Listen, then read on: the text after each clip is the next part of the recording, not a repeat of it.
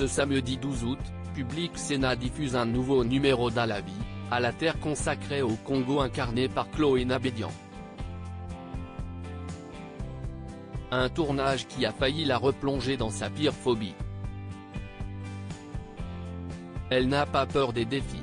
Après 6 ans passés à la météo de France 2, Chloé Nabédian a créé la surprise en annonçant aux téléspectateurs qu'elle partait vers d'autres aventures.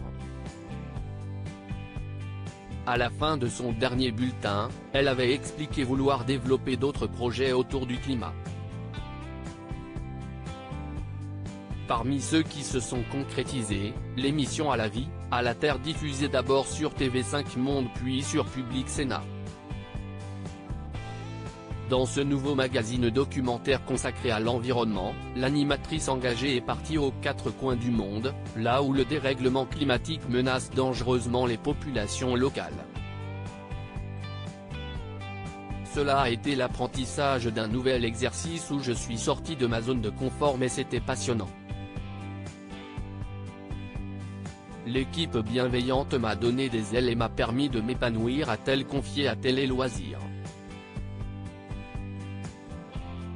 Chloé Nabédian, phobique de tout ce qui rampe si À la vie, à la terre correspond en tout point au magazine qu'elle rêvait d'incarner, Chloé Nabédian nous a confié que les tournages n'ont pas été un long fleuve tranquille, notamment celui consacré au Congo diffusé ce samedi 12 août sur Public Sénat à 22 h. J'ai une phobie de tout ce qui rampe et j'ai dû combattre ma phobie pendant 2 semaines parce qu'on a dormi avec les populations autochtones sous une tente dans les forêts tropicales, révèle la journaliste qui a fait ses débuts sur iTélé.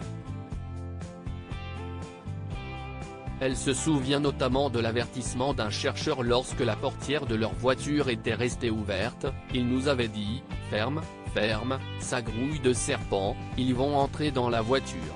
Pour À la vie, à la terre, Chloé Nabédian a dépassé sa plus grande peur, dès qu'on tournait, je me concentrais sur ça très investi. Chloé Nabédian arrivait à surmonter sa phobie le temps d'enregistrer les séquences du documentaire. Dès qu'on tournait, je me concentrais sur ça donc j'arrivais à oublier, et dès qu'on ne tournait plus c'était panique à bord.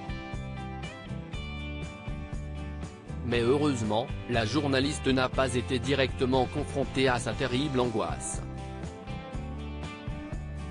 On a vu de très loin un gorille et de très loin un éléphant mais on n'a pas du tout vu de serpent. Finalement, ça a été un peu la morale, CIST que CIST souvent la peur qui vous paralyse plus que le fait de voir réellement ce qui est en train de se passer, conclut-elle. Plus de peur, que de mal.